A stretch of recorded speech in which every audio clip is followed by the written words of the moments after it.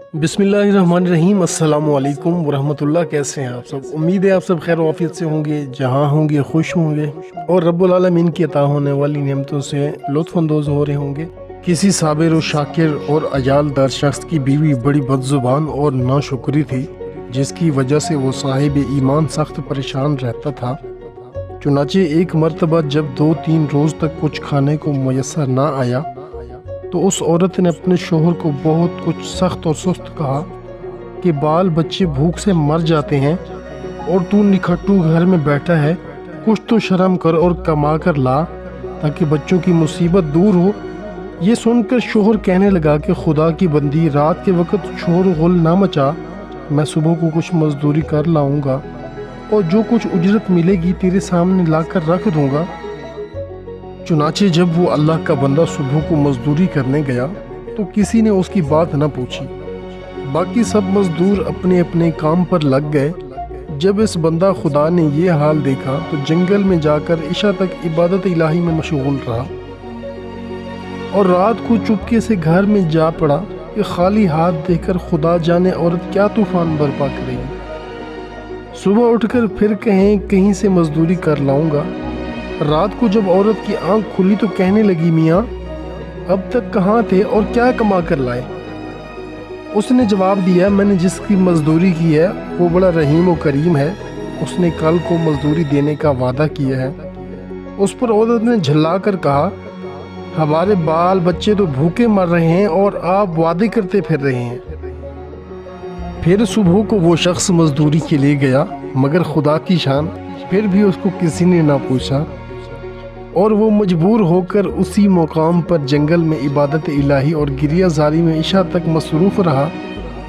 बड़ी रात गए जब डरते डरते घर में गया तो वो औरत कहने लगी, दोनों दिन की मजदूरी लाए हो?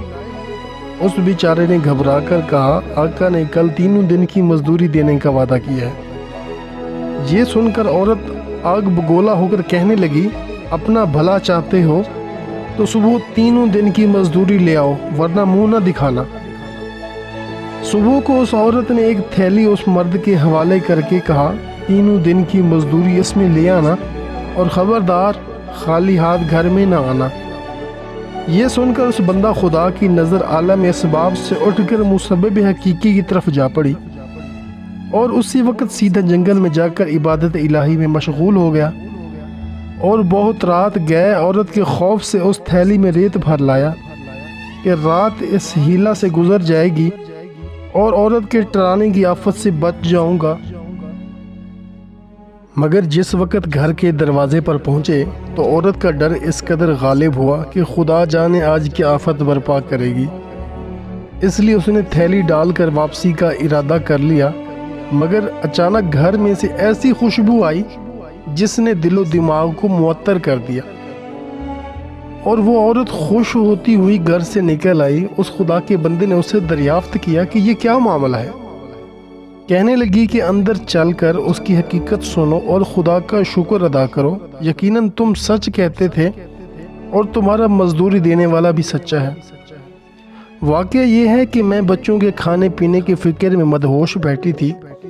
अचानक किसी शख्स ने दरवाजे पर दस्तक दी। मैंने जाकर देखा कि एक सब्ज पोश सवार दरवाजे पर खड़ा कह रहा है, ले अपने शोहर की 3 दिन की मजदूरी ले ले और अब उसको कुछ इज़ा न देना। उससे कह देना कि जिस कदर तूने मजदूरी की थी उस कदर उजरत मिल गई, ज़्यादा करता तो और ज़्यादा पाता, आइंदा इसका ख्याल रखना।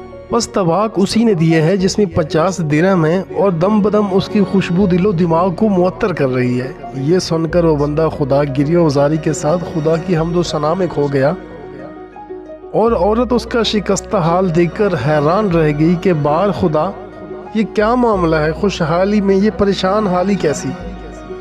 चुनाचे जब होश आया तो उसने बताया कि ए नाशुक्री औरत, हकीकत ये है कि 3 दिन मैंने किसी की मजदूरी नहीं की, बल्कि दिन और रात इबादत इलाही में मशगूल रहा। रात को आकर तेरे खौफ से ये हीला कर देता था कि आका ने कल मजदूरी देने का कहा है, मगर मेरे मालिक के हकीकी ने अपने ग़ुलाम को सच्चा कर दिखाया और तेरी रात दिन की आफत से मुझको निजात दे दी। उस पर जितना भी उसका शुक्र अदा करूं कम है। دیکھ آج میں اس تھیلی میں تیرے ڈر سے ریت بھر کر لایا ہوں، تو اس کو خالی کر لے اور ریت کو پھینک دے۔ جب اس کی بیوی نے چاہا کہ تھیلی خالی کرے تو دیکھتی ہے کہ وہ تھیلی تو ایسے زر و جواہرات سے پر ہے جن سے تمام گھر روشن ہو رہا ہے۔